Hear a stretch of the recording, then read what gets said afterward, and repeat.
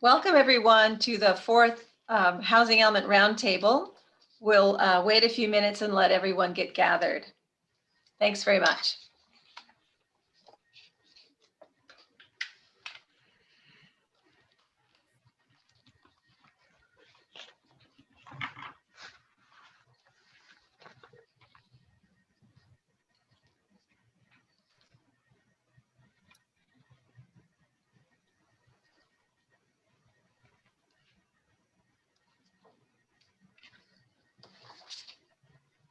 Welcome again, everyone that's here. It looks like we have about 18 folks that have joined us. We'll wait just a few more minutes to make sure everyone from the Housing Element Roundtable and those that are listening in can get settled. Thanks.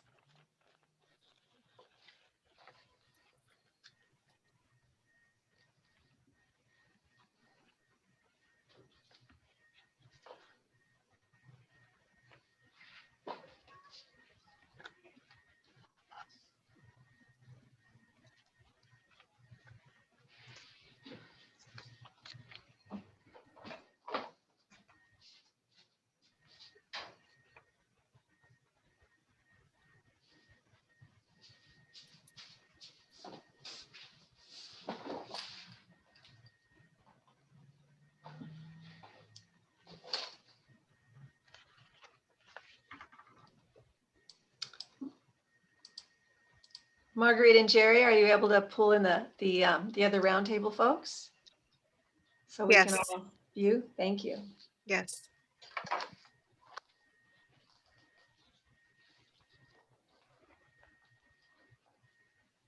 So as the roundtable arrives, we'll go ahead and include you as a panelist so that you, everyone can have the opportunity to turn on their video and be more engaged and kind of see who's here tonight.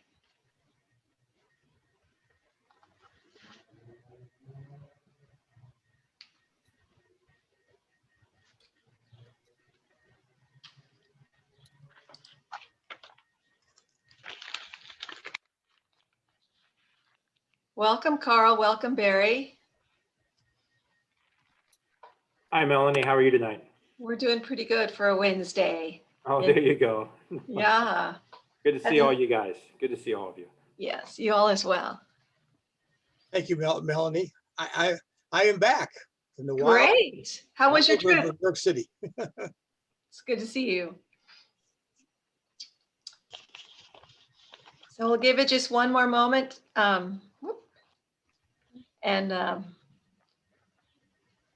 We'll get started so everyone can enjoy some of the evening. Melanie, did you bring dinner for us tonight? I think it's being delivered as we speak. Oh, you know, good. I thought of that. Wouldn't it be great to have a budget that for everyone that has taken the time to participate to, you know, have a little drop off on your door front as a thank you. Was that a motion, Melanie, you just made?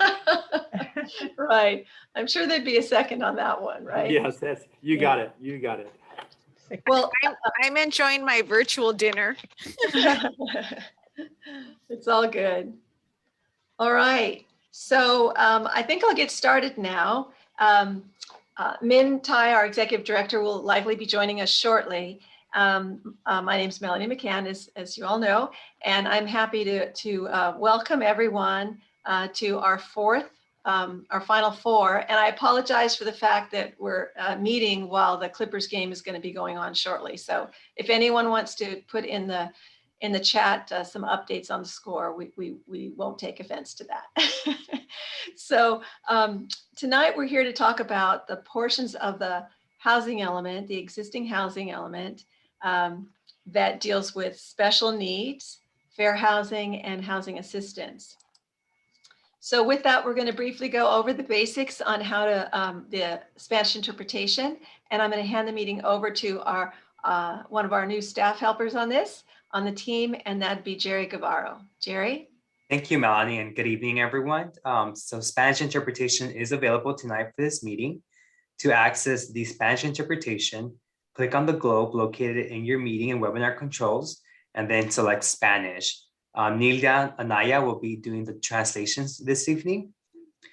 For English monolingual speakers, you will have the option to select the English language on the Zoom interpretation feature to listen to the interpretation of a participant speaking in Spanish. Next slide, Melanie. Wasn't, I- I think, next. Oh, yeah, Yes. there you go. Buenas tardes a todos, bienvenidos a la Junta.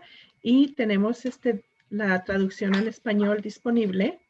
Lo que tienen que hacer es hacer clic en el globo aquí para poder acceder la traducción al español.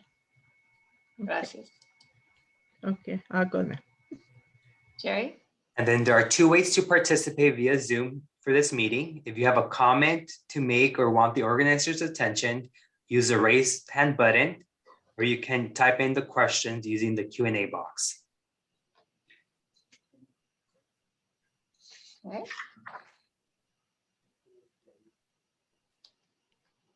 Last but not least, Jerry? Oh, I thought Nilda was gonna Nilda, translate. She's got her Spanish. puedes poner puedes cambiar el canal al regular, al inglés, por favor. I think she's already on the translation, so she's good. Yeah. Okay. Okay, and then lastly, if you're dialing in, go ahead and press *9 to raise your hand, or dial *6 if you want to mute yourself when speaking. Great. So thank you. Now I'm only seeing a handful of our guests tonight. Okay, good. So welcome as I see other folks that are here tonight. Feel free to put your video on if you'd like to engage in the meeting more fully. But again, as we just went through the translation, the Housing Element Roundtable, specifically you all were invited to attend so that we could have a broader range of industry leaders, neighborhood serving organizations, community serving organizations, and residents to be part of this initial discussion to help with the policies and programs for our housing element. And a really other important side benefit is just getting to know each other a little bit more, names, faces, etc. So we all together can help promote housing to serve the Santa Ana community. So tonight, the housing programs that we're going to cover, which were touched on in the email that you received on Monday, are the programs dealing with rental housing, housing preservation, home ownership assistance, and a variety of special needs housing, be it senior, be it large families, or the homeless population, or those with special needs and disabilities. So with that, the first section is the rental assistance, and Judson Brown, who is here with us tonight, our housing manager, if we can have you start to walk us through that, that would be great. Of course, thank you so much, Melanie, and thank you everybody for attending tonight's meeting. The largest form of affordable housing and rental assistance that we provide for the city of Santa Ana is through our Housing Choice Voucher Program. Our Housing Choice Voucher Program receives over $38 million per year in funding from HUD. And we have been able to expand the program in recent years to add something called special purpose vouchers to our regular standard allocation of vouchers. So we have an allocation of 2,699 regular Housing Choice vouchers. And then on top of that, we have 650 additional special purpose vouchers, including 280 vouchers designated for homeless veterans, 231 vouchers designated for people experiencing homelessness, 89 new vouchers called emergency housing vouchers for people experiencing homelessness, 47 vouchers for foster, and 47 vouchers for foster youth. The voucher program by far is our largest source of affordable housing at over $38 million per year, and also has the longest wait for assistance. The last time we opened up the waiting list for the voucher program was back in July 2015, and we actually had 16,375 applicants apply at that time. The most recent status we provided in our Housing Element Annual Progress Report was that we had assisted 2,712 households, and we are in the progress of trying to lease up additional special purpose vouchers. We have several of which I mentioned, including VASH vouchers for veterans and mainstream vouchers for people experiencing homelessness. And our newest allocation, which is keeping us very busy recently, is our emergency housing vouchers, which we were allocated through the American Rescue Plan Act.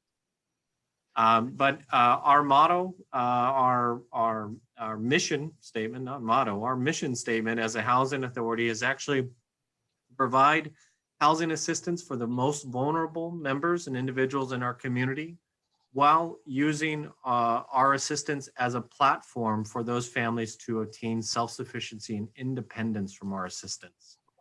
That first part of that mission statement, our voucher program is, the vouchers go to the lowest income families in our community. At least 75% of the vouchers have to go to extremely low income households at 30% of the area median income. And so they are targeted for extremely low income households. But then the second part of that mission statement is in regards to our self-sufficiency program. When a couple years back, when I first started with the city, we had 60 participants in our self-sufficiency program. And through extensive marketing and outreach to our Section 8 voucher holders, we were actually able to double the size of that program to over 120. It's not nearly where I want us to be as a team and as a community and as a program. I would prefer that every non-elderly, non-disabled household in our Section 8 voucher program is working with us to use our assistance as a platform to improve their lives and attain self-sufficiency. But we currently have 122 participants in the program as of the date of this report.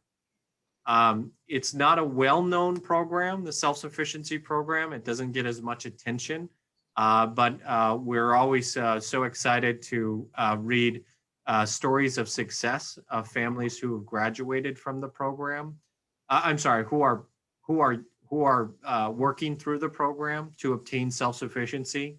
Most recently this week, we published a story, and it's internally, published a story about a young lady who had grew up in Santa Ana and bounced in and out of shelters out of parents divorced because of domestic violence, bounced in and out of shelters, lived in a garage at one point, and most recently she graduated from UC Irvine. So just incredible stories of perseverance, of determination of families who are using our assistance through the Section 8 voucher program to attain self-sufficiency.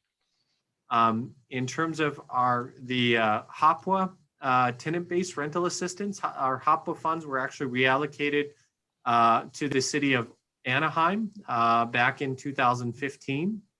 And so we haven't had HOPWA funds for a while, but since then we have brought in, like I said, 280 VASH vouchers for homeless veterans, 231 mainstream program vouchers for people experiencing homelessness, 47 vouchers for foster youth, and most recently 89 emergency housing vouchers for people experiencing homelessness. So the loss of the HOPWA funds and that were reallocated to the city of Anaheim were definitely replaced with several $1 million more in annual funding for rental assistance in our community. So thank you so much, Judson. With that, we'd like to pause and invite comments or questions. And again, the intention is to be aware of the programs we have, hear some of the outcomes of those programs, and identify areas that we want to continue, and then areas where there might be some growth or change. So if anyone has a comment or question, if not, we'll move on to the next couple of programs. Margarita. We have Barry is physically raising his hand, so go ahead, Barry. Justin, a question. You talked about, that's a huge number that went on the list back, and I'd heard those numbers before and forget about them back in 2015. Do you know how far you're down on that list? And any idea when you might be opening a list again? Great question. We're actually down under 2,000 applicants on that list right now. And we're in the process of calling many families off of that waiting list. So in June, we called 500 families off of that waiting list. Wow. And then most recently, we called another 500 families off of that waiting list. So we're processing applications right now in bulk, in mass, in order to try and issue 200 vouchers over these next four to 5 months.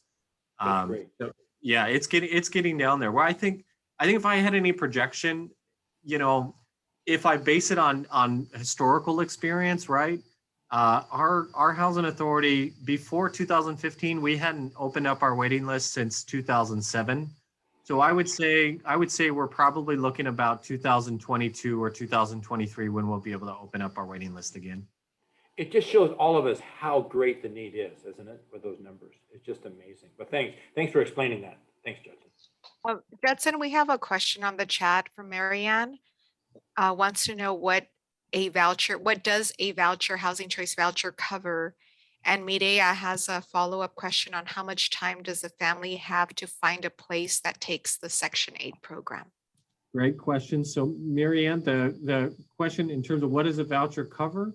So a voucher covers the entire contract rent up to the approved rent amount for that unit size and that unit in the community, where the family is then only responsible to pay 30% of their monthly adjusted income towards their own rent. So if a family is earning $1,000 a month and the unit rent is $1,500 a month, and it's a one-person household, then that family would pay no more than $300 of their $1,000 a month towards that rent, and then we would cover the difference of $1,200. So it's 30% of the family's monthly adjustment. And then in terms of how much time a family has to find a place with their Section 8 voucher, the regular voucher is issued for 60 days. But our staff are authorized to extend that voucher up to an additional 60 days, up to a total of 120 days on their own, based on documentation and requests for voucher extensions that are submitted by the family. After 120 days, we do require the family to request a reasonable accommodation that would document and give reason to extend their voucher beyond 120 days. Now that's for regular vouchers, and that's actually pre-pandemic information.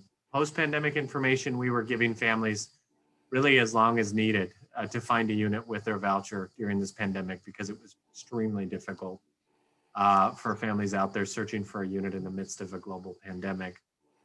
For our VASH vouchers, we actually issue VASH vouchers for 120 days at the outset.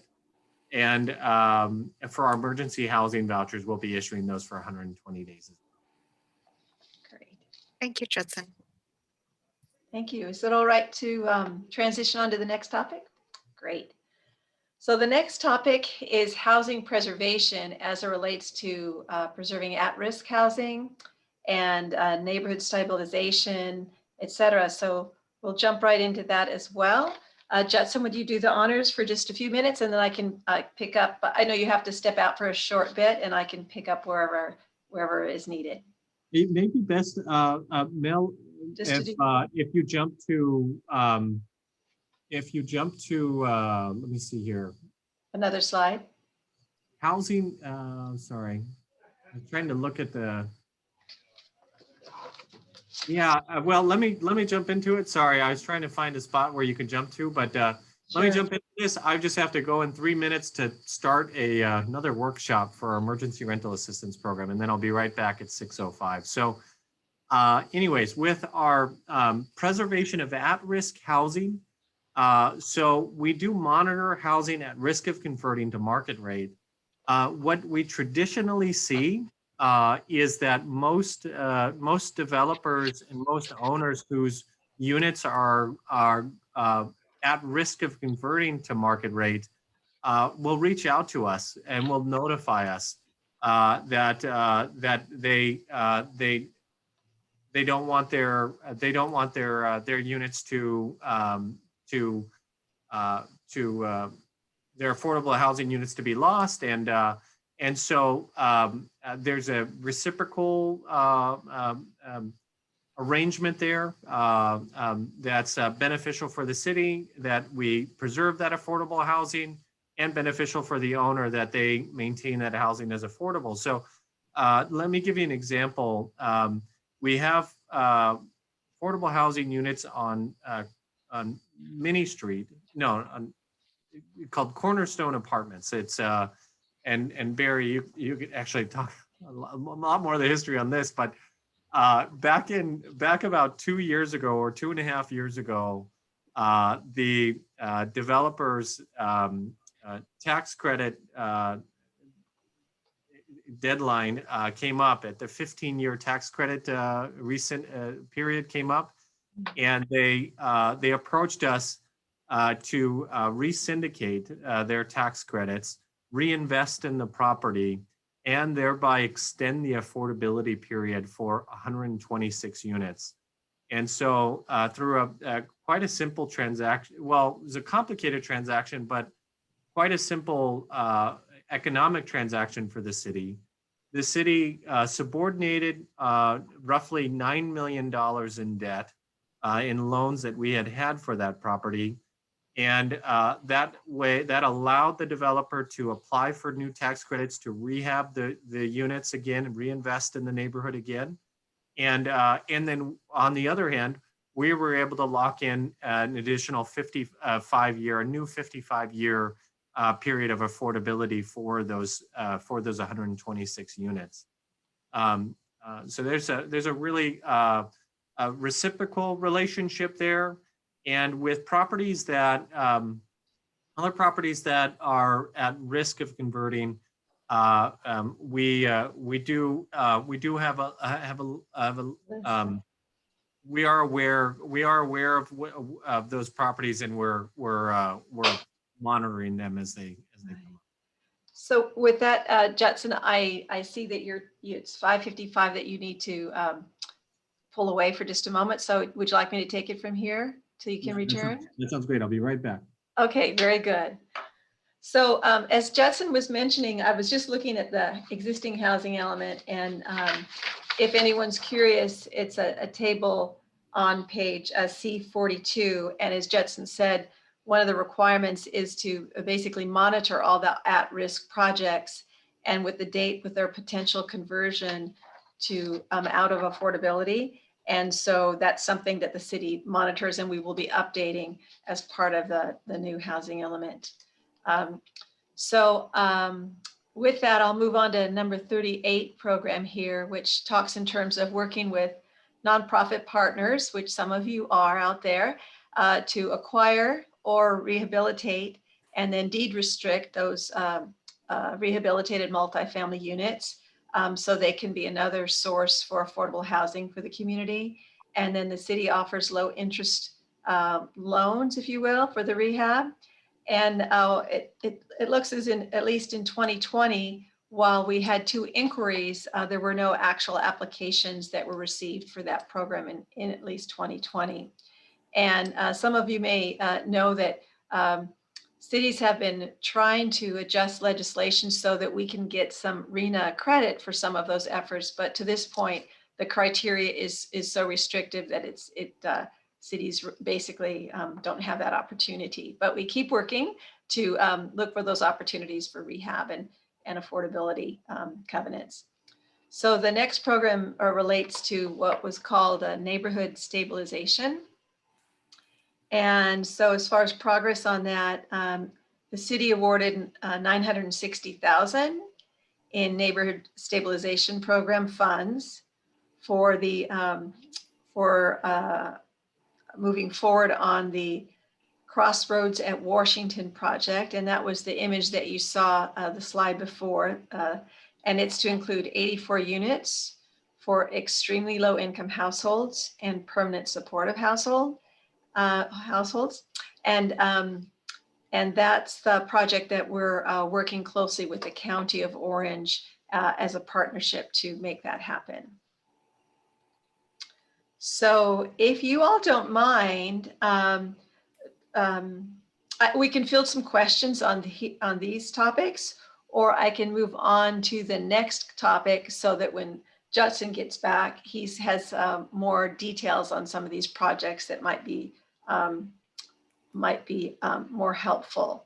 So Melanie, we have a comment posted on the chat. Sure. From Thrive Santa Ana, Luis Sarmiento. This need for reinvestment is one of the reasons many jurisdictions are looking at the community land trust model. CLTs have a way of retaining public subsidy within the land. A one-time subsidy can make a project affordable in perpetuity. So thank you, Luis, for that comment. And then Carl Benninger has a question. Yes, basically, you're talking about preservation of at-risk housing. Right. I was not aware of that when a contractor or builder builds low-income units, that there's a time limit that they can then go back to market price. Could you explain how that happens? Right. So for the covenants, when things are made affordable, it's locked in with a covenant that they must be affordable up to a certain number of years. But there is a certain number of years, and then in essence, that covenant is closed, or it expires, if you will. So for instance, I'm looking at this list now, and I look for one here. So one that's coming up, another one in Cornerstone that's coming up in 2023 is for 20 affordable units that used some set aside funds, and that covenant agreement expires in 2023. So all of those agreements have covenants that are locked into a certain time frame. Is that covenant standard, or is that negotiated with each building? Barry, could you give an example of, I know it depends on the type of funding. Can you give some feedback, Barry, on your projects, on how those covenant timeframes have worked? Melanie, I sure can. Lewis, how are you? This is Barry Cottle. How are you? I'm good. Good. Most of our covenants are like 52 years, Lewis. They're a long time, is what it is. So it's not like the shorter time periods, but they're 52 years. And part of that, there was the unknown. Now, before we were even affordable developers, which has been 30 years, a lot of those were like 15 years and 20 years, a long time ago. But they've gone longer as time's gone on. So that 52 years takes you out a long time. Part of that is the reasoning is not knowing what the condition of the building is. You know, like on Minnie Street, those buildings were built, I believe, Melanie or Margarita, like in the 1950s. You know, we started buying in 2001, about 20 years ago, we've owned ours. You put a 52-year covenant in 2001, those are going to be very, very old buildings. Can they stay affordable? What kind of rehab? Are they going to take market rates just to rehab the buildings and keep them going? So, but ours are in that, and a lot of that is the requirement of either working with the city or requirements of our lenders. And so 50-ish years is now more the standard, Barry? Yes, correct, Yeah. Melanie, yes. Okay, thank you for the question, Carl. Go ahead. We also had Orlando Martinez add that deed restrictions are typically for 55 years. Oh, 55, okay, so in that 52 to 55, right, thank you. Very good. Any other questions? Luis has a follow-up question. Does the multifamily acquisition rehab program still exist? Is the city looking to continue this program? That's probably a Judson. Yeah, we'd have to have Judson affirm it, but since it's still on our list here, and we're specifically responding to in 2020, people inquired of it, but they didn't. We didn't actually accept any applications. We didn't receive any. I would offer that it's active. But we can confirm that with Judson if anything's changed. All right, No other questions, Melanie. great. Thank you. Thanks, everyone. So then the next category of policies and programs was captured under the term Homeownership Assistance.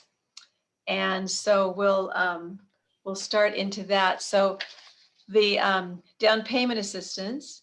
So the objective in the housing element now is to evaluate options to restructure the home ownership program as the market and the prices stabilize, and to assist low and moderate households with payments.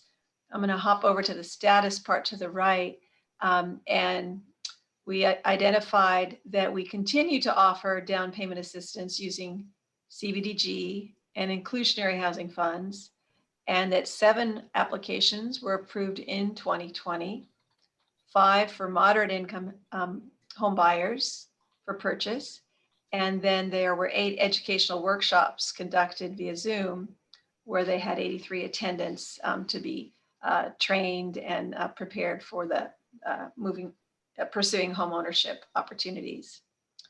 So the next category, home ownership partners, and that objective was to support nonprofit and for-profit organizations to educate the homeowners and administer the program, these programs. And as far as action on that, 2 single-family home ownership units through Habitat for Humanity serving moderate households were approved for construction in that particular partnership. And then the last number 42 program was related to preservation assistance, and that was to participate in Orange County collaboratives to prevent or lessen the impacts of foreclosures.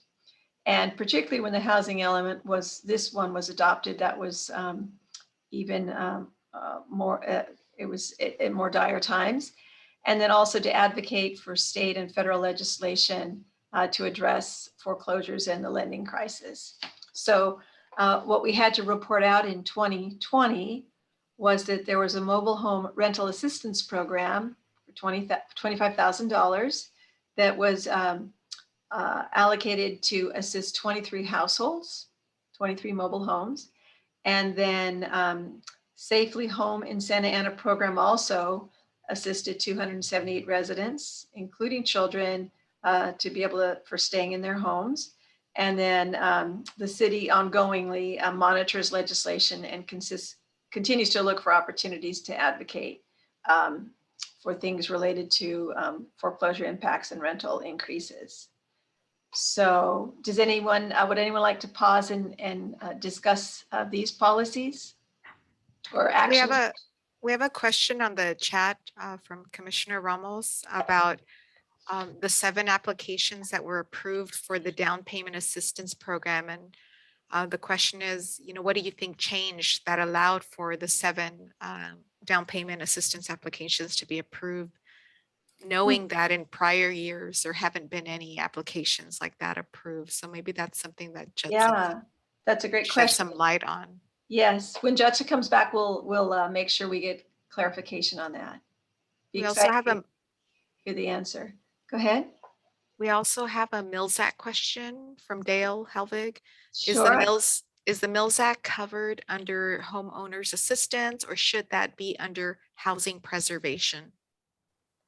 The question was if it's, well, the Mills Act is an opportunity for preservation. We actually talked about it in one of our prior discussions, but it does involve home preservation for historic structures, in that for some of you that might not be familiar, if a home or structure is on the historic list, it has the opportunity to also apply with a Mills Act application, which is one that the state has legislated that allows for them to get a reduction on their property taxes.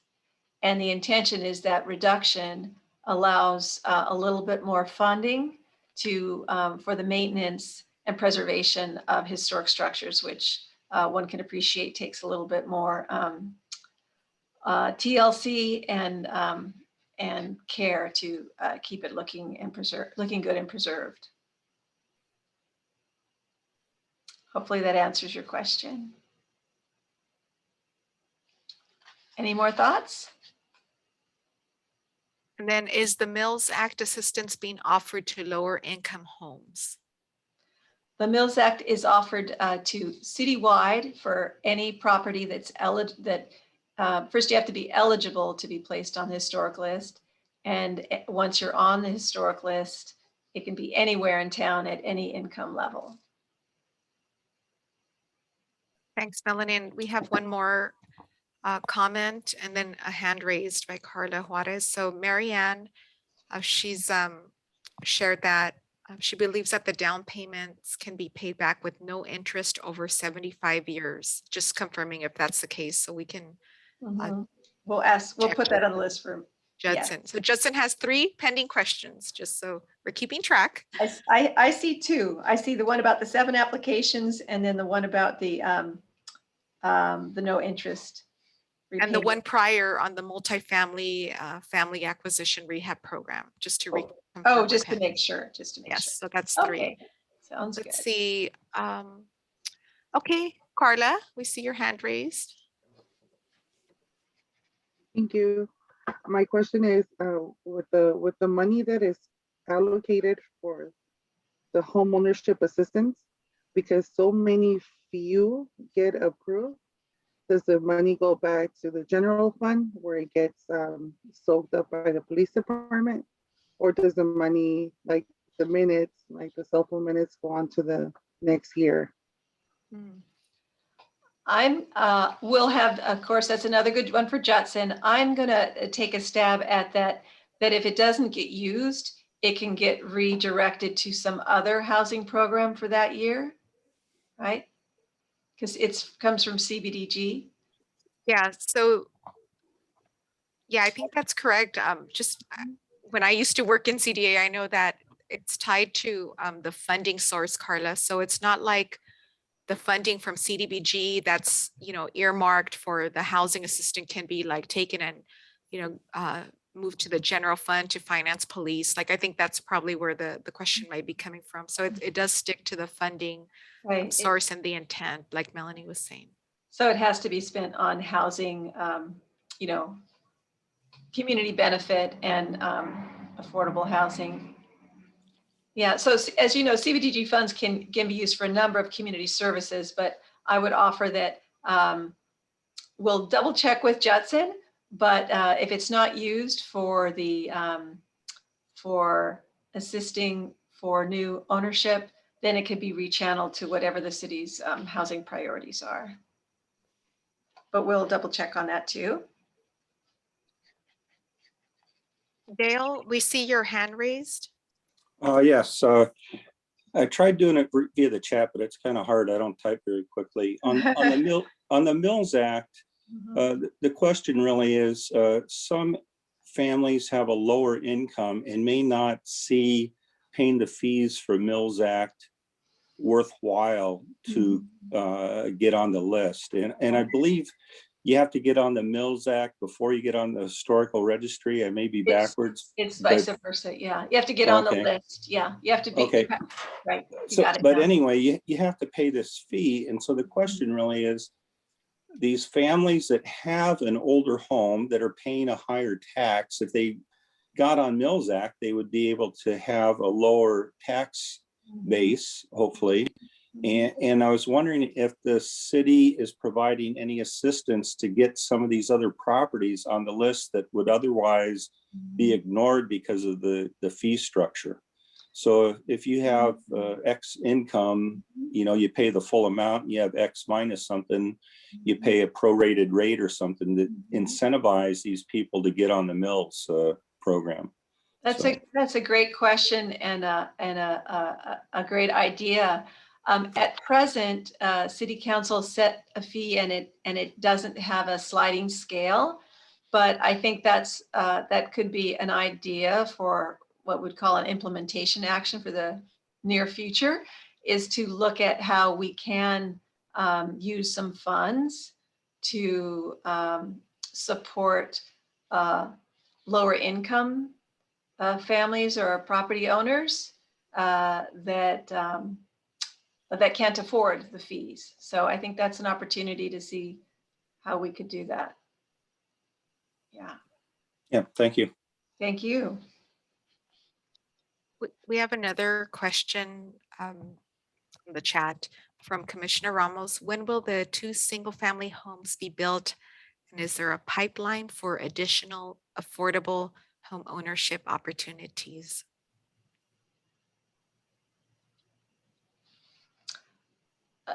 Can you repeat the question? Yeah. Maybe we can have, I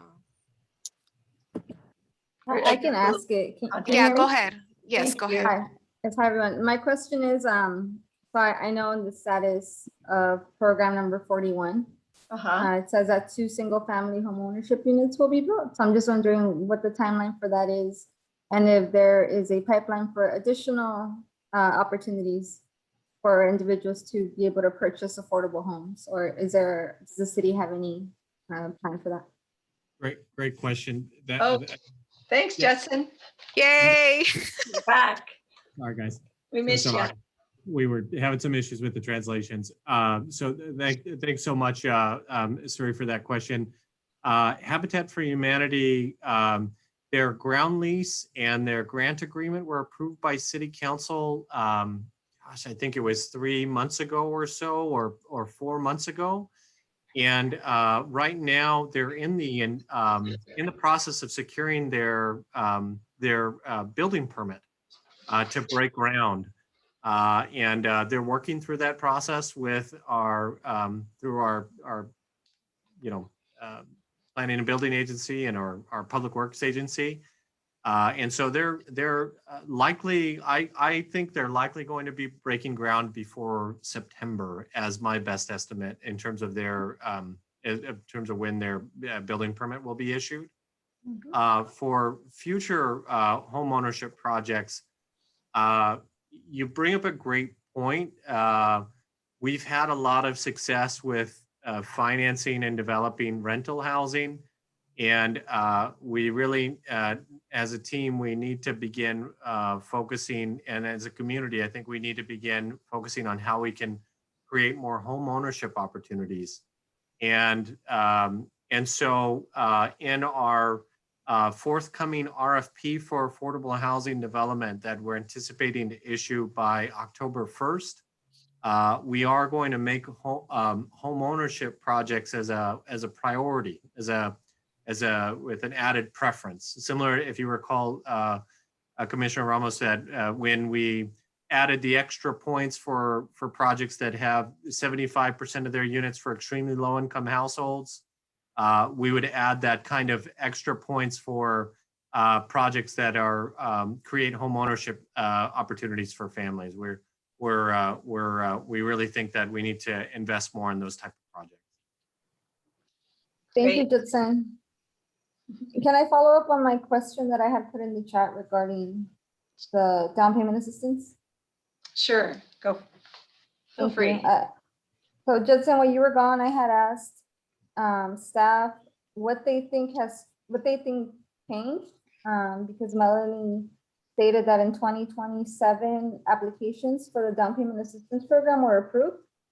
And just from my knowledge, I know that in the past, there were hardly any applications approved year by year.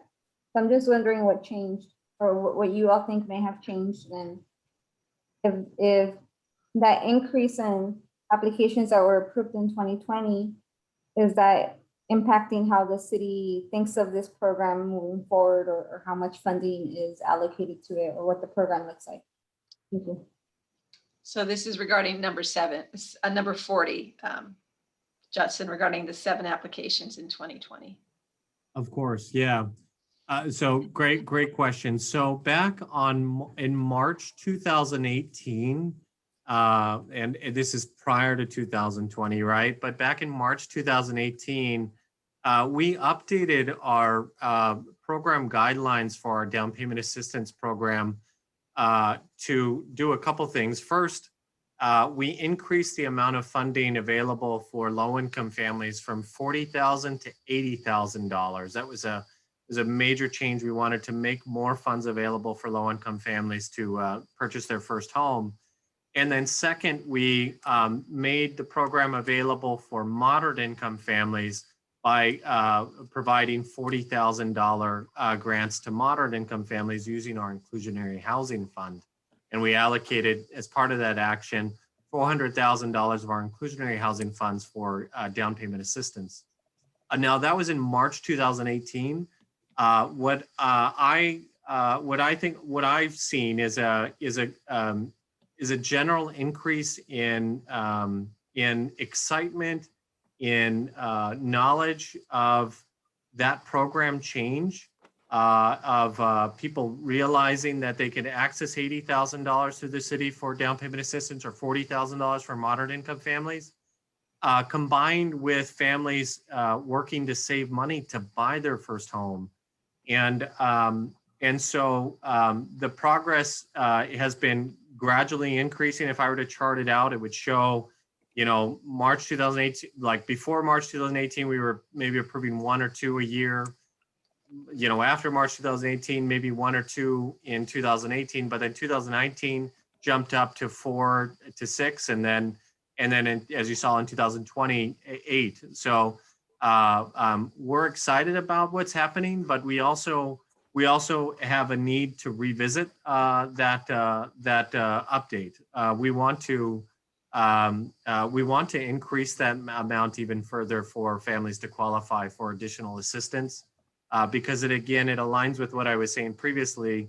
We've been doing a lot of work to invest in rental housing opportunities, but not enough work to invest in home ownership opportunities. And so again, I would tie that increase in 2020 back to March 2018. Okay. Judson, we had some follow-up questions. So one has to do with the multifamily acquisition rehab program. Luis was asking if it still exists, if the city was still looking to continue that program. Number 38. Great question. That program has not been successful since it started. So that program has not had any successful loans for at least over the last 10-year period. And as Barry can also attest, right? Barry, we were in a meeting with the owners of the properties on Minnie Street, I think it was, right? With Commander Kaminsky, was that right? Yes. Mm-hmm. And we were trying to promote this program, saying, hey, we have $75,000 available through this multifamily housing rehabilitation loan program for these owners to rehab their properties, and just we didn't get any interest. And the reason is because when we're offering those $75,000, unfortunately, there's very large strings attached to that with affordability covenants that are required on those properties. And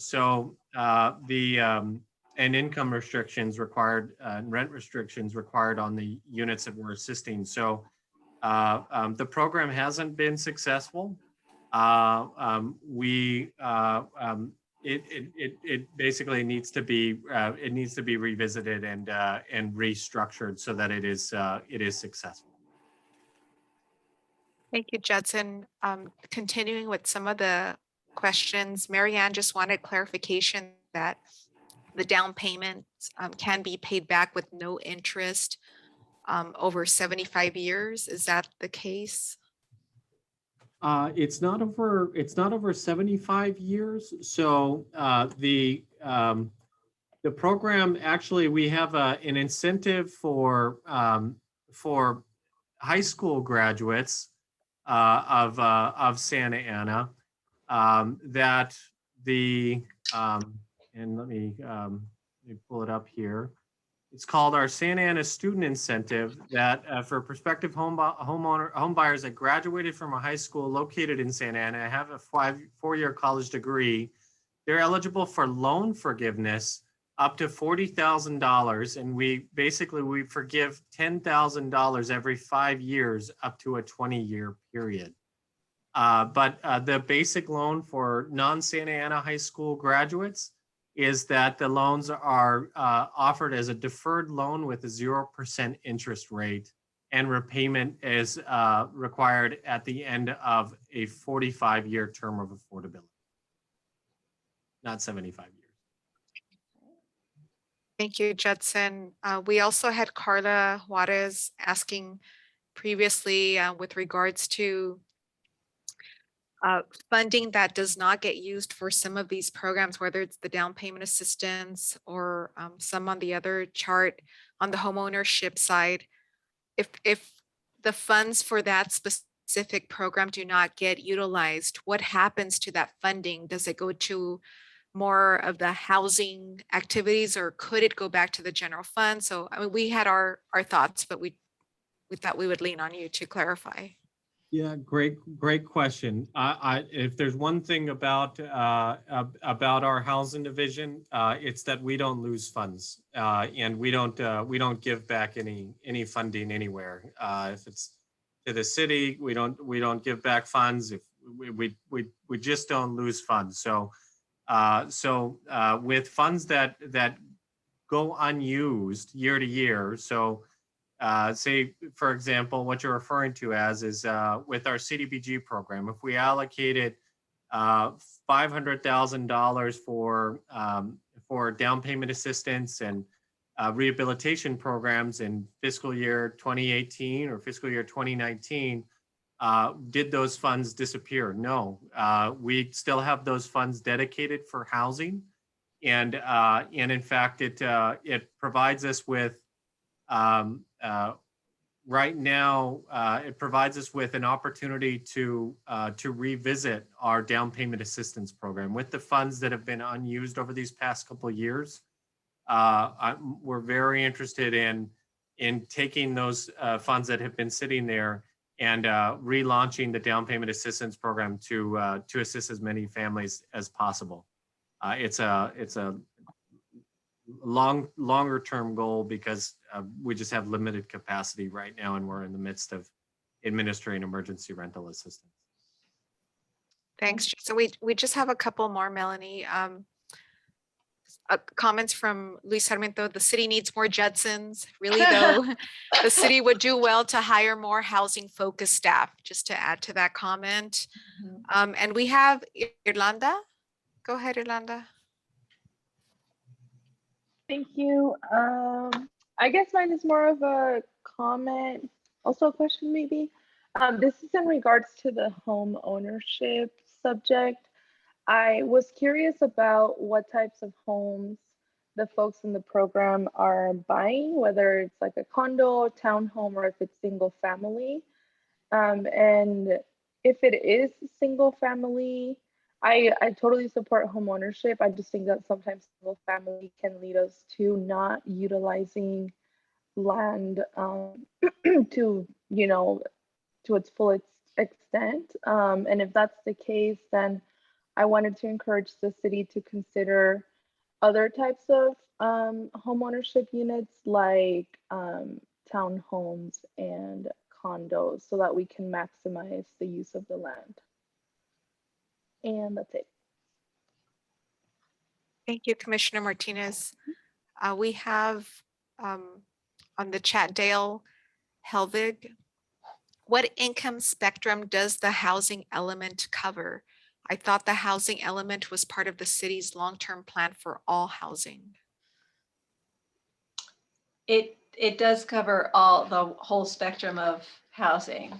So it covers things at market rate that are considered above moderate household income, moderate, low, very low. So we're looking at housing choice for the whole spectrum.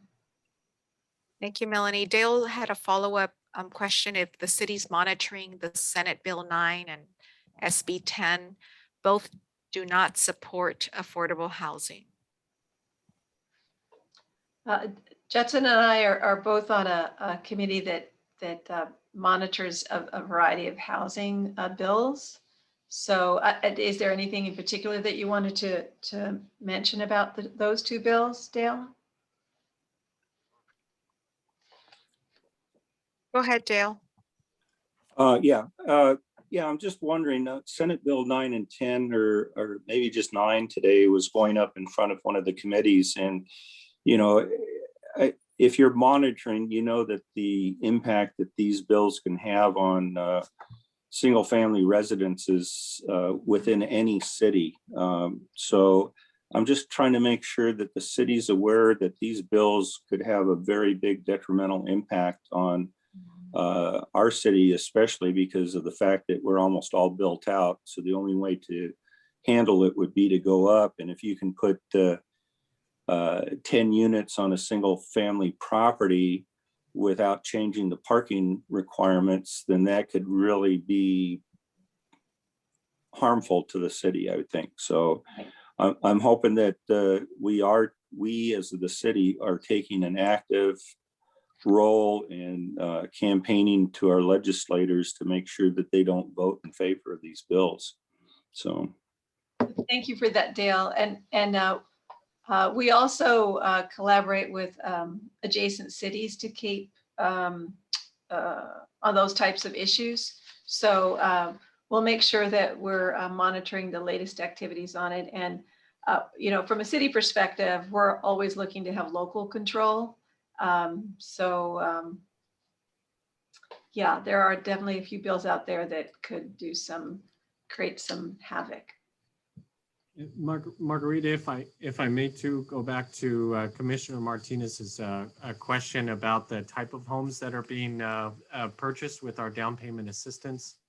The majority of the homes, in fact, the vast majority, I don't remember any single, I don't recall any single family homes being purchased, but the majority of the homes being purchased through our down payment assistance program are condos.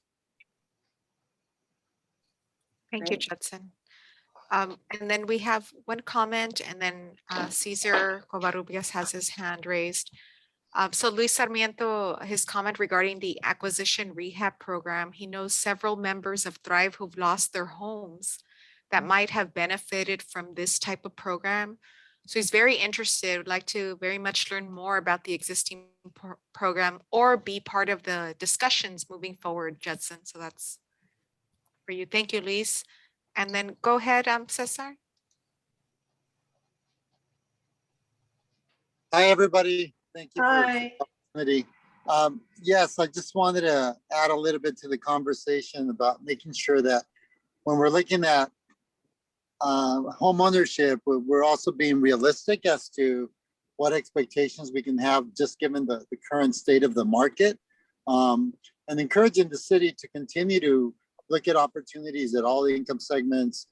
We just know that traditionally for the majority of Santana residents, we need to provide housing options that are in the very low income category, and those tend to be rental assistance. But again, encouraging to look at opportunities at sites that may not necessarily be appropriate for more dense developments that could do rental. We should be looking at those to create housing that potentially could be affordable for homeownership, a partnership with groups like Habitat, NeighborWorks Orange County, leveraging, I think, the programs that the city has and the funding that they have, along with the other programs that groups like NeighborWorks and others may have access to also. Excellent. Thank you, Cesar. Okay, Melanie, I think we're ready for the next section on special needs housing. Very good. So the next section covers a lot of ground related to special needs housing. And let's see, I will, Judson, would you like to start in on this, or would you like me to start? If you could start on 43. Okay, sounds good. So this one has to do with care facilities. So these are adult residential care facilities, smaller group homes. They're all things covered by the Community Care Facilities Act. And the objective is to amend our code so that we're up to speed with the current latest state laws. So what we have here as status is we looking at a zoning code update provides an opportunity to better define what community care is, and related types of care facilities, and to identify, and it is identified as a priority in the 5-year strategic plan. So I'll just leave that at that for the moment. Then the next one down is housing for people with disabilities. So this one, I'll segue over to you, Judson, as far as the status here, because it deals with some affordable housing projects that you might want to share some details on. Sure, absolutely. And I saw Kyle. Kyle, you raised your hand earlier. Did you have a question before we jump into this section? I wanted to respect your question. Go ahead, Kyle. If you can unmute yourself, go ahead. Yeah, actually, I didn't mean to raise my hand, so I apologize. I think I was clicking on the chat. So no, my apologies. Okay. Okay. No. Thank you. In terms of investing in projects for people with disabilities, we highlighted here our permanent supportive housing projects that we have invested in to develop housing for chronically homeless individuals with disabilities. And at the 30,000 foot level, what you see in our community is that we've had great success in partnership with great developers like Kyle and his team to convert motels into permanent supportive housing. Back in 2016, Kyle and his team converted the first motel into permanent supportive housing called the Orchard. And then most recently, their team converted and demolished and built new the project called Casa Carencia, which is 56 units of permanent supportive housing for chronically homeless individuals.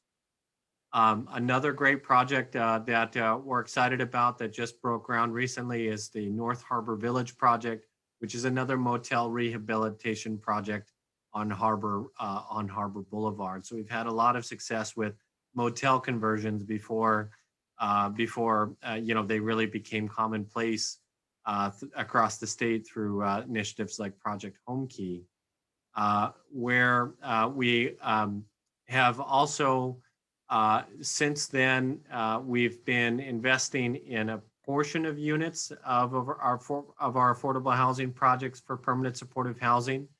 And we have our Crossroads at Washington project, which is an 86 unit new construction project at the corner of 1126 East Washington Avenue, and being developed by Related Companies of California. And the project has 43 units of permanent supportive housing for people with disabilities, chronically homeless individuals, and 43 units of extremely low income housing for large families. And it's a partnership that we're developing that project with the County of Orange on a parcel that has been joined together between the county and the city. We have other projects in the pipeline, including our Westview House project, going back to Kyle and his team, which is an 86 unit new construction project at 2530 Westminster Avenue.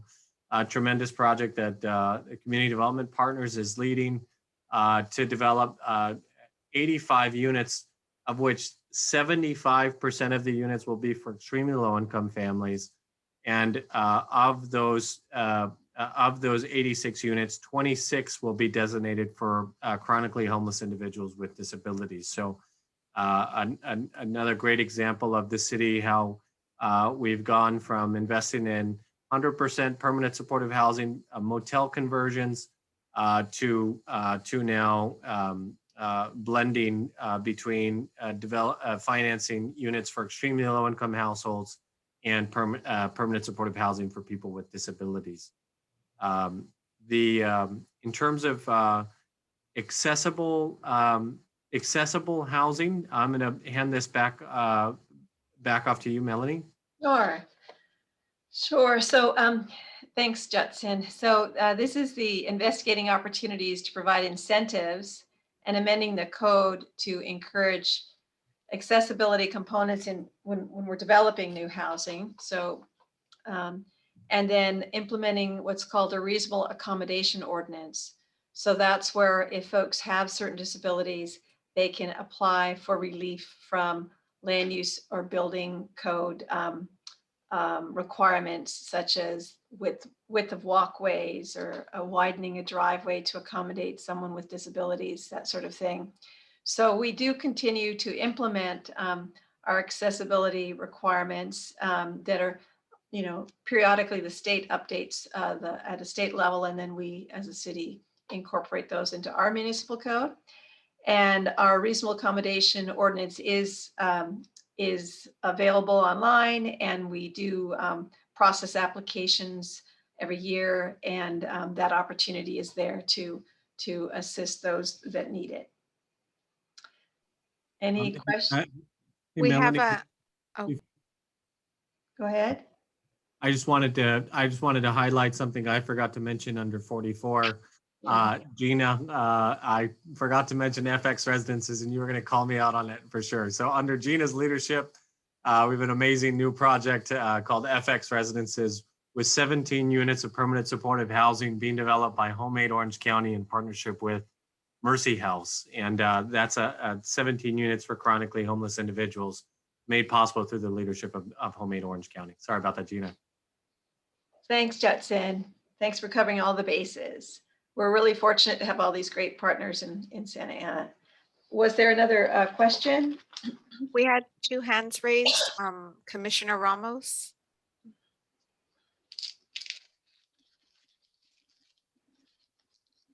And we have Carl Benninger. Go ahead, Carl, and then we'll go back to Commissioner Ramos. I'm okay. Oh, okay. Go. You're okay, Commissioner? Yeah, I no longer have a question. Thank you. Okay, so Carl, we're on you now. Okay. Yeah, concerning a question I do have on the care facilities, you want to amend the municipal code to make it consistent with state law.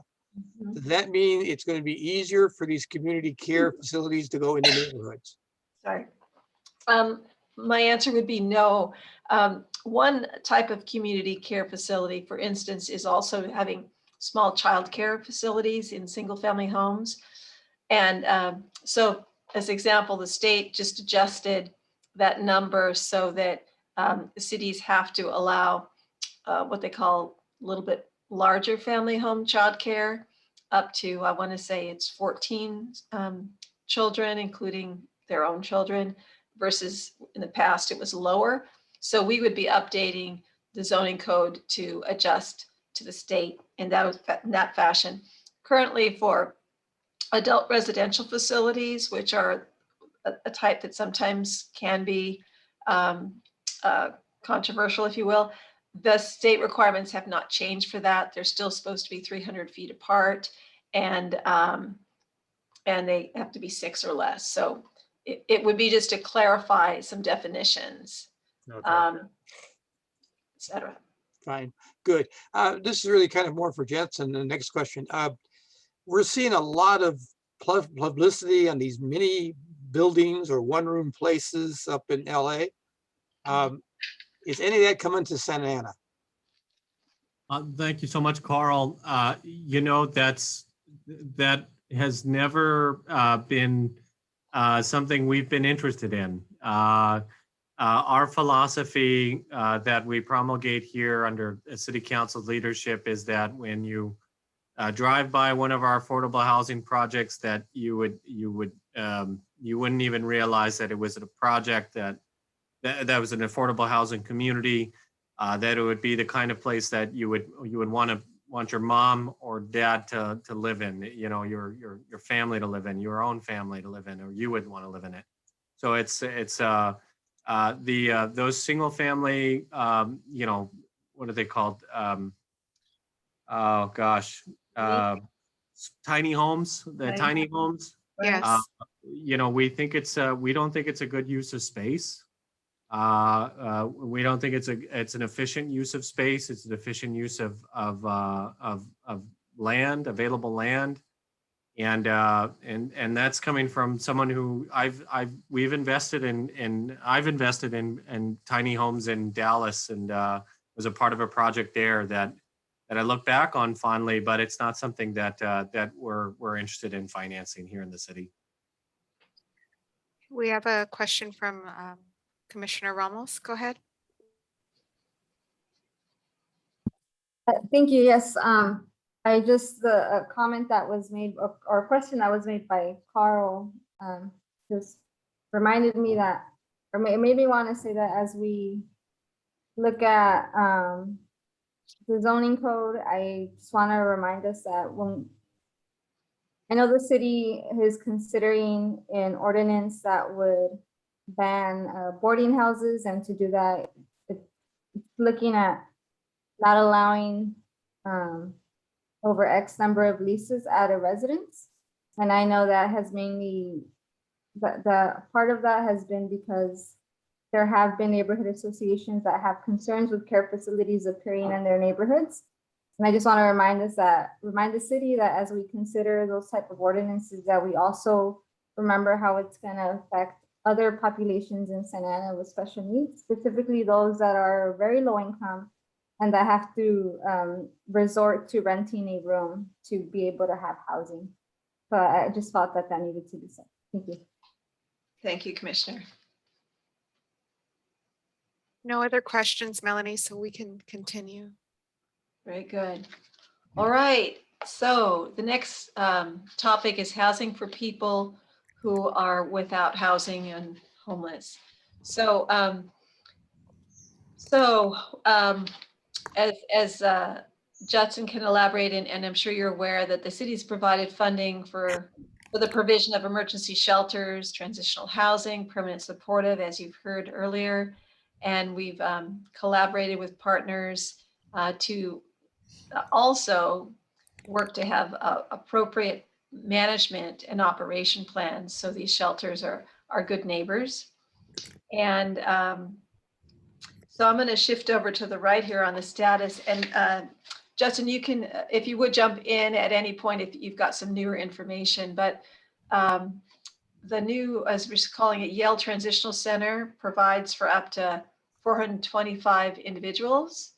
And the city continues to fund an interim 200-bed emergency shelter. I'm going to hand it over to you, Judson, because I know there's been some a lot of goings-ons the last month or two on the topic of emergency shelters. Yeah, absolutely. The Carnegie shelter is still under construction. The goal is to open it by October 1st. So they're working very hard to open up the Carnegie shelter. And in the meantime, the Link shelter has closed down because the owner of that site was interested in and was needing to use it for their development, which they had planned all along. And so that the 200 interim beds at the Link shelter have been temporarily relocated to the city of Fullerton, which has been providing emergency shelter beds for our residents, our city's residents. But a lot of work underway right now to get the Carnegie shelter up and running as quickly as possible, and through the tremendous leadership of our homeless services manager, Terry Eggers. Thanks, Judson. Would you like to jump in on number 47 as well? Yes, absolutely. Through our emergency solutions grant funds, we provide funding to 7 organizations for homelessness prevention, shelter, outreach, supportive services, and of course, rapid rehousing. Our emergency solutions grant funds is, we receive $489,000 a year in funding for the program, and we allocate a portion of that funding for rapid rehousing. I would like to pull that information for you on the specifics, but I don't have it readily available here. Let me see if I do. Yes, I do actually. So, so specifically, this coming fiscal year, we have appropriated $75,000 to Mercy House for rapid rehousing and $50,000 to Wise Place a very well-established homeless shelter provider for homeless women in our community from our emergency solutions grant funds. We also provided funding for homelessness prevention and emergency shelter and street outreach as a part of that funding. But we continue to invest in rapid rehousing as a solution to providing housing for homeless individuals. And in addition to that, the county's Continuum of Care board, which I sit on their board, also allocated over $9 million in funding for rapid rehousing across the county. So that was a very large investment in rapid rehousing recently by the Continuum of Care. Thanks, Judson. And then the final program on this page relates to supportive services, which I think you've actually really touched on, encouraging organizations to work to address these interim homeless shelters and replacement of the link. So did you have anything you wanted to add on that, or shall we open it up to questions? You know, I did just want to add in there that we have been providing additional funding for supportive services through our shelter from our inclusionary housing fund. We're anticipating using our permanent local housing allocation to provide funding for our Carnegie Permanent Emergency Shelter. These are supplements, large supplements of funding on top of our regular annual emergency solutions grant funds. So the investment to provide the city's first permanent homeless shelter in the Carnegie shelter is actually quite a large one in terms of funding responsibilities for the city, and we're using all of the resources that we have available to us to provide those services to the community. Thank you. So a few more, maybe we can go through one more section unless there's some questions. So there's Melanie, I'm sorry, there's a question from Leah Smith. Yes. Asking if Judson or someone can describe what the emergency shelter overlay zone is. That's going back to number 46 here. Yes. When we established the housing element in 2014, so again, these objectives are from our 2014 housing element. The concept was, which we have not done, is to look at establishing emergency shelter overlay zone. And essentially that would be updating our SB2 ordinance. And our SB2 ordinance originally identified all the land, the industrial land in our city anyways, that was permitted to have emergency shelter uses. So that overlay zone was not, we did not proceed forward with that overlay zone. But as we move forward, for the new element, we'll identify if there's any appropriate action to be done. Great. And Carla has her hand raised. Go ahead, Carla. Thank you. I have two questions. One question was, do we have an eviction defense fund? So kind of like a preventive program for homelessness, an eviction defense fund. And the other question was in regards to the jail reuse. I remember a couple of years back, the conversation had begun to reuse the jail as a housing for folks without a home. Wondering if that is no longer not longer in the plan, or. Judson, did you want to start with the question about if we have something that's the equivalent of an eviction defense fund to prevent homelessness? Of course, yeah, I could start with that question. So we don't have a permanent annual allocation of funding for eviction defense. So we do not officially have an eviction defense fund. But what I can point to is we have something called our SAVES program, which we launched on February 1st with Emergency Solutions Grant Coronavirus Funds, ESGCV funds for short. And we allocated $250,000 of those the SAVES program budget, which is over $5 million, for eviction defense, for legal defense services for families at risk of eviction. And meanwhile, the entire $5 million program of the SAVES program entire purpose is to prevent families from being evicted. Thanks, Judson. And then I am not aware of the jail reuse conference. I'm not sure if the question was in context of using it for some sort of a supportive housing or shelter, but I'm not aware that there's any dialogue on that at this time.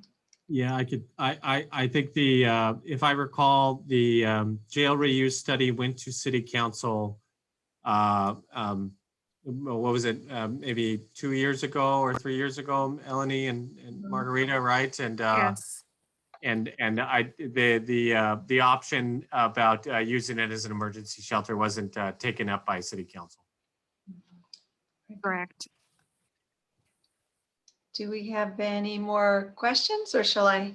No, let's move on, Melanie, to the senior housing. Sounds good. All right.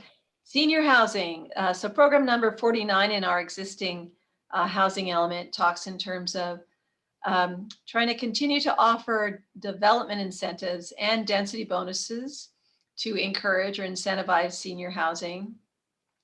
And then as far as under status, we have city does offer density bonus incentives as allowable by the state and encouraged by the state for affordable housing.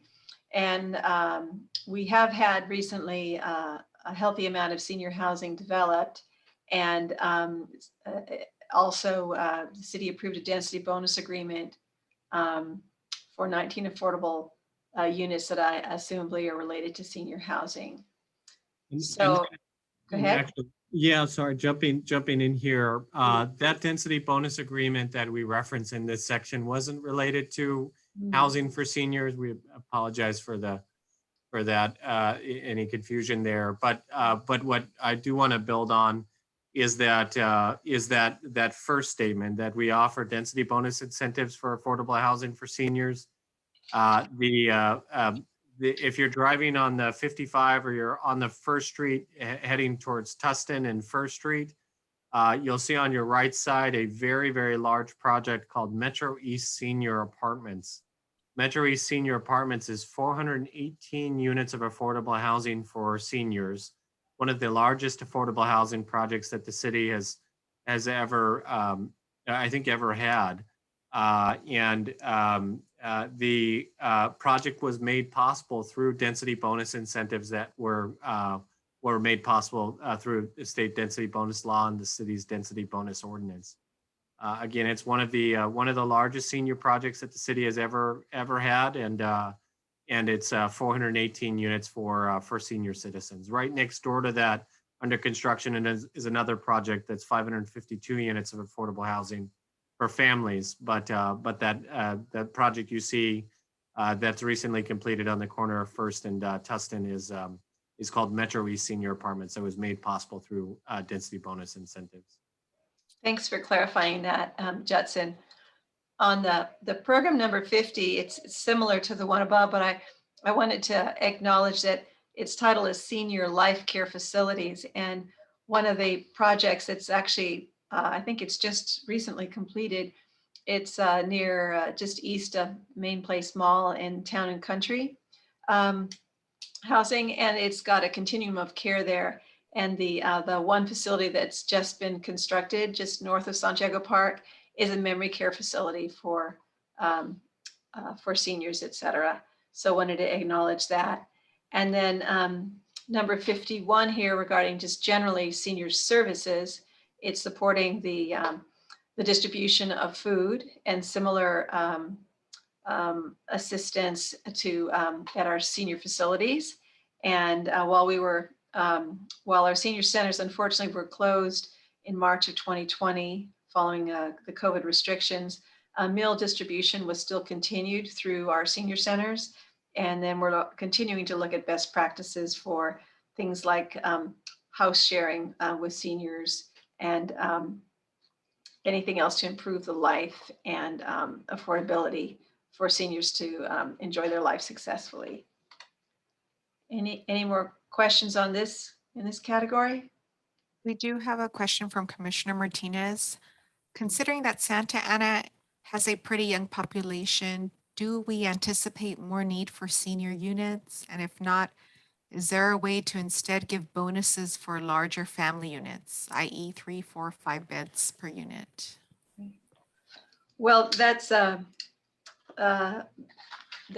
part of our next steps, if you will, is we're going to be poring even more closely over the statistics of our community. So we do have a younger population, and we, like Judson just framed, we've had a healthy amount of senior housing constructed. So we are mindful of looking for opportunities for senior housing, but balancing that with the needs of our community.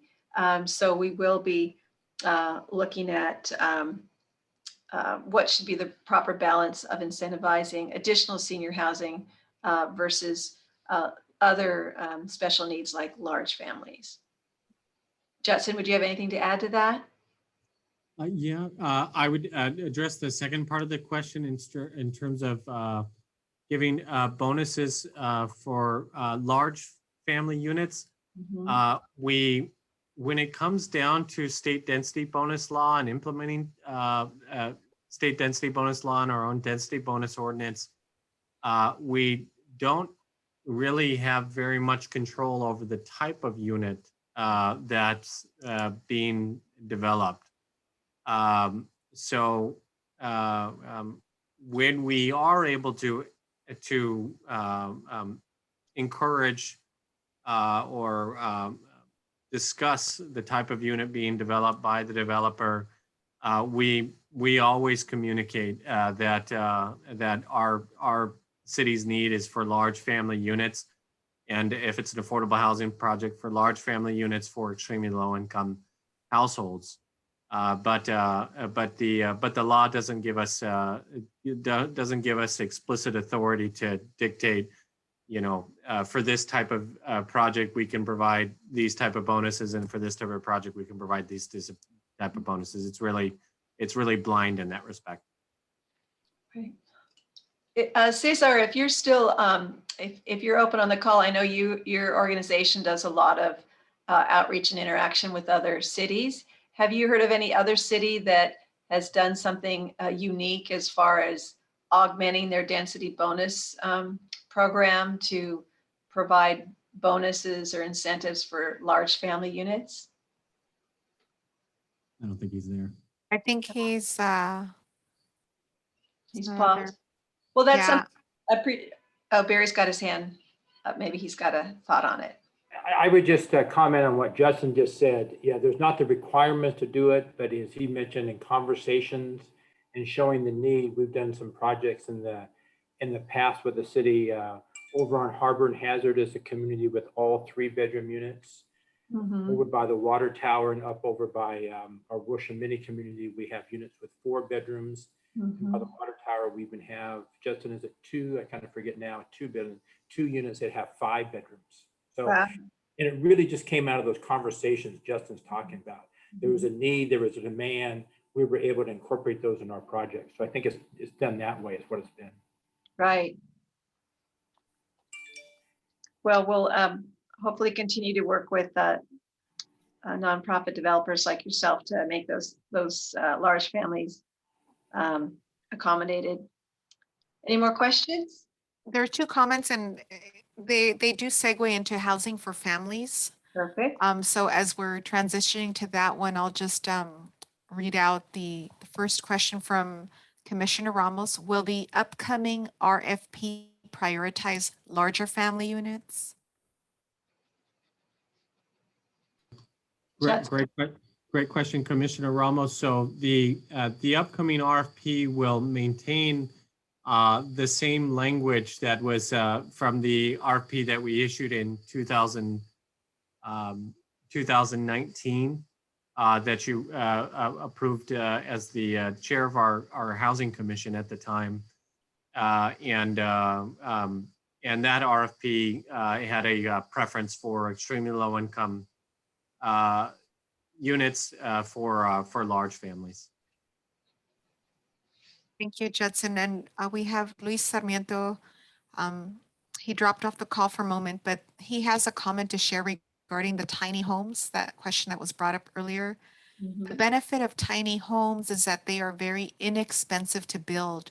Thrive recently worked with Cal Poly Pomona students to draft a site plan for one of the city's vacant parcels. A 1/3 acre parcel could hold up to 13 units for much less than a traditional multifamily construction. These could be community-driven projects accessible to new developers such as Thrive, and individual residents often left out of the other projects. And I would just interject for a moment that, Luis, if there's some information that you could follow up and forward us, we'd be very appreciative on your project with Cal Poly. Thanks. thank you, Luis. And then Commissioner Suri is glad to hear that the RFP, your response, Judson, regarding the RFP and larger affordable units. Celica is asking if there's a list of requirements needed for the applicants to be able to apply for an affordable unit or home. A great question, Celica. So as projects begin leasing up, we try and market their units as heavily as possible to our community. So most recently, referring back to Kyle and his team over at Community Development Partners, they were leasing up their La Placita Cinco project, which was 51 units of affordable housing for working families. And Kyle, do you want to talk about some of the requirements for applicants who applied to that property? Sure, yeah. So we do hire a third-party property management company with a robust compliance team, because I am not the expert on the requirements for applying, but income qualification is the main one, and the backup you need for that, and verification of employment, pay stubs, things like that. So it's really just confirming that you don't exceed the minimum or the maximum income levels, and then of course family size and family size and the size of the unit and making sure that the project works for the applicant. But generally speaking, we had a ton of applicants who were interested. A lot didn't qualify, but there was a ton of interest in it. And since we had a lot of low AMI units, I think that of course was the highest demand. But really just working through the process with the tenants and our property management company and the compliance folks there to try to get all the documentation needed for the funding sources that we have, and trying to do that as quickly as possible, so that we can get through our applicant list, which was pretty robust. And to Judson's point, the city definitely helped a ton in terms of the marketing and putting out blasts. And I think we got one of the biggest responses in terms of people interested in applying when the city put out posts. So it's good to see the city, great partner in terms of trying to find local residents who are interested in applying. And yeah, it was a pretty smooth process through it. But as always with affordable housing, there's just a lot of paperwork needed. So it's kind of the process of working with tenants and applicants to help them through that process and get the information needed. So. Thank you. And Judson, a follow-up question from Celica. If there's a program, for example, for applicants who happen to be field workers, is there like a priority or preference for field workers as an example? Yeah, we don't actually have a preference for field workers, but we do consider that feedback. One of the things I wanted to add to segue off of what Kyle said as well is that the list of requirements include verification of the local preference, where we have that local preference for affordable housing projects that we finance, and the property manager requires property management company requires verification documents that applicants who are claiming that preference actually qualify for the preference. So there's a lot of deliberate activity to market those units to our community under that local preference. And then on the back end, when applicants apply and self-certify as being a resident who lives or works in the city, that they submit documentation that they actually do in fact live or work in our community. Yeah, and I'd say that that's something this Kyle, again, just that's something the city has really focused on is, that local, trying to really find those local residents in need of new housing. And so working through that process, again, it's a little bit, it's more than what we've done in some other cities. But I think the cities of Santa Ana are super committed to it. And so, going through that process, just really working hand in hand with the city and property management company compliance to make sure that it goes as quickly as possible. Thank you. Okay, Melanie, we're ready. Sounds good. All right. So I think we'll, one number, let's see, where are we? Let me go back to where we are. Okay, so we went through the seniors, we went through the families. So I'll just kind of buzz through I think we've talked a fair amount about the housing vouchers. Judson, is there anything you wanted to add in context of the Section 8 housing choice vouchers, or we covered that a bit? I covered it in a lot of detail in the first slide. Sounds good. So then we have for families, a childcare options, and that again is to look at our zoning code and ensure that our childcare provisions in our code are friendly, if you will, to childcare. And as I mentioned earlier, that we're consistent with the state. And in the state's wisdom, they have expanded the number of children that you can have in a home childcare setting. So we work on that. And then it also mentions continuing to fund organizations that help address and meet and support these service needs. I know in the past, there's been some local organizations that have actually helped to train some residents to actually open potentially their own home child care facilities, not wouldn't call it facilities, home care, so that they, from an income perspective and from a career perspective, if you will. And so I'll move on to program number 54 that talks about multi-generational housing. So that's where we have evolved over time on that, and that is looking at our city development standards for residential projects and allowing more flexibility to promote multi-generational housing so that it's actually designed to facilitate, a mother-in-law, father-in-law, grandmother, grandfather to be incorporated into a traditional housing setting. And then looking at different floor plans that facilitate that. And another aspect of that is the accessory dwelling units that in prior years, they used to be called granny flats because a lot of them were used for grandparents, if you will. But we've actually processed over 160 applications. And so that's also an opportunity for multi-generational housing on the same site. So did anyone have any, if you don't mind, I'll segue into fair housing and then we'll have questions after that. So for the fair housing services, the objective in our 2014 housing element states to fund fair housing organizations, and Judson could elaborate a little bit further, and to discourage unlawful practices, help resolve tenant-landlord disputes, provide education, and further opportunities, equitable opportunities for everyone. And regarding the status on that, we have a city has a contract with the Fair Housing Council of Orange County, and there is annual training provided to Judson staff by the Fair Housing Council and the Public Law Center. So we are invested and committed to that, to fair housing. And Judson, is there anything you'd like to add on that?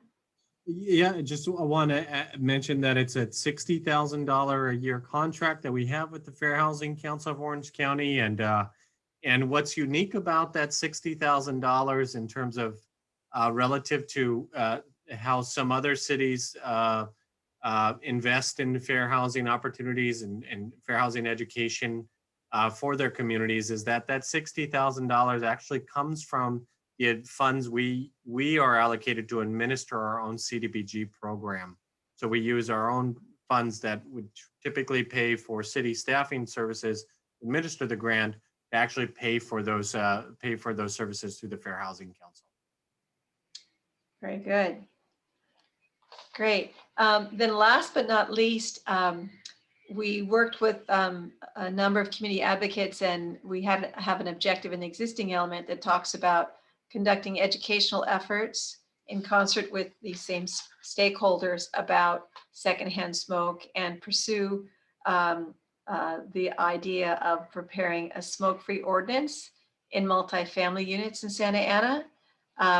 So our status on that is that there are some owners that have proactively built multifamily housing and chosen to require a smoke-free environment.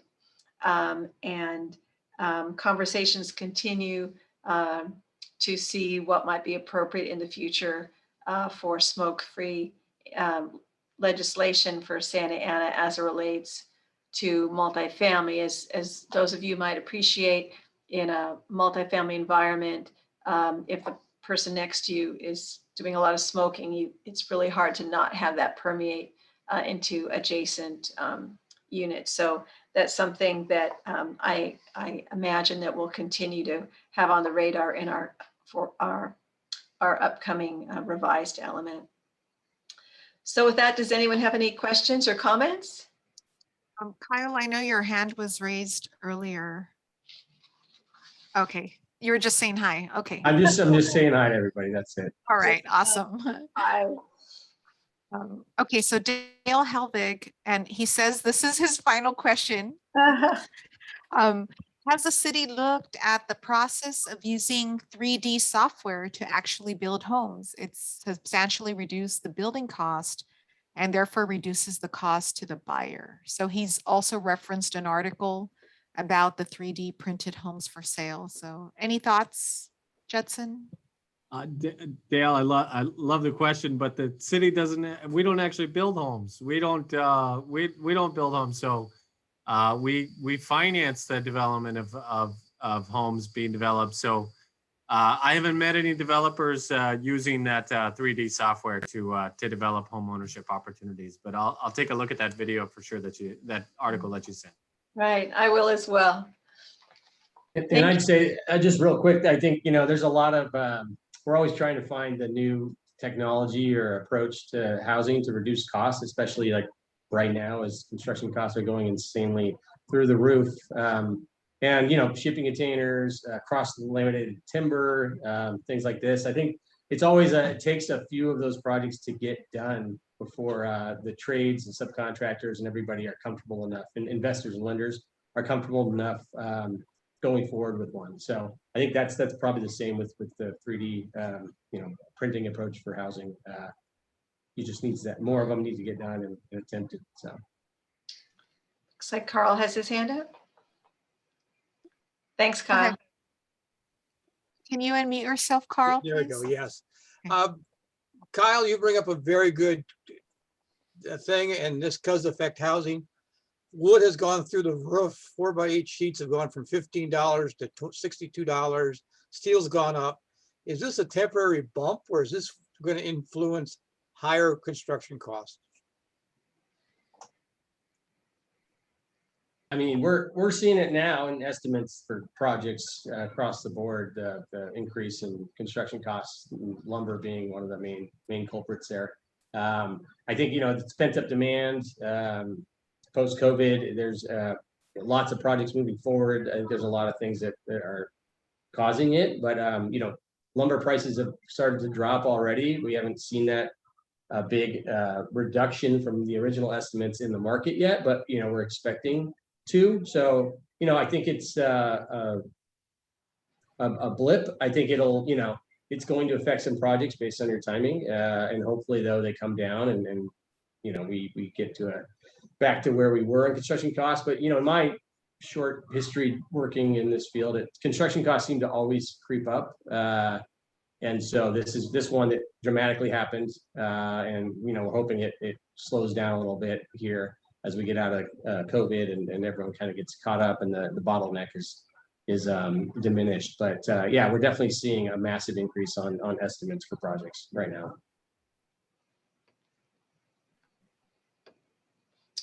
Margarita, are there any other questions or comments? No, just Gina is adding, we hope it's temporary regarding the costs and the timing. Yes, very true. Absolutely.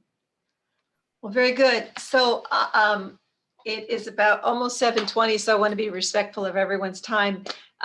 So this is the last of the 4 roundtable sessions that's planned. And the next couple slides just touch on some of the comments, opportunities, and challenges that were voiced over the sessions.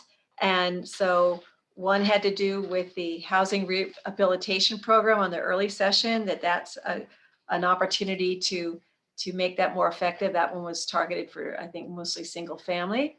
And then another thought was to promote new low and very low housing above and beyond our city's RHNA allocation. Others mentioned the role of open space in context of housing and the quality of life. Then another mention of the need for changing and strengthening potentially the housing opportunity ordinance. And then looking for additional alternative funds for new and rehabilitated housing. The Orange County Housing Trust was also mentioned as an opportunity for funding.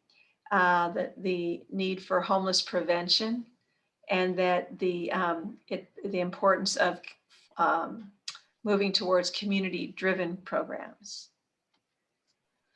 In addition, we heard the comment of the importance of safe housing and the challenges with landlord intimidation, how to address that. We also heard the potential role, a growing role of community land trusts. There was mention of monitoring the affordability of accessory dwelling units over time. And then the idea of thinking a bit more on how to address the county versus the city of Santa Ana average median income. And then another category of conversation was kind of green and sustainable, looking for solar opportunities, community gardens, composting, how that's part of a complete community, a complete neighborhood. Then the challenges of parking, overcrowding, and potential displacement was voiced. And then also the role that code enforcement plays in preserving the quality of life throughout the community. Was also asked to see if we could see where are the accessory dwelling units over the city. And might be hard to see this, but there's been a total of 108 accessory dwelling units constructed between 2010 and 2020.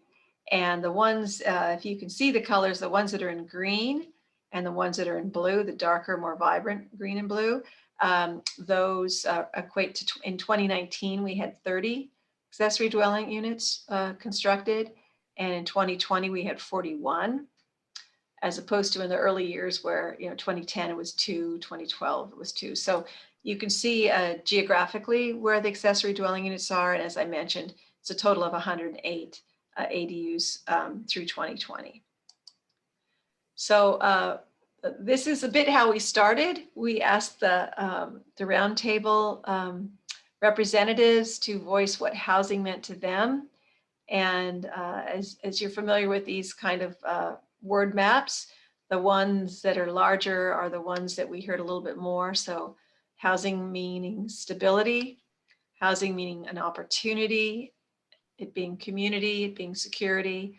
And so these, we appreciate your feedback on that, and we'll be going out to the community as well to talk further.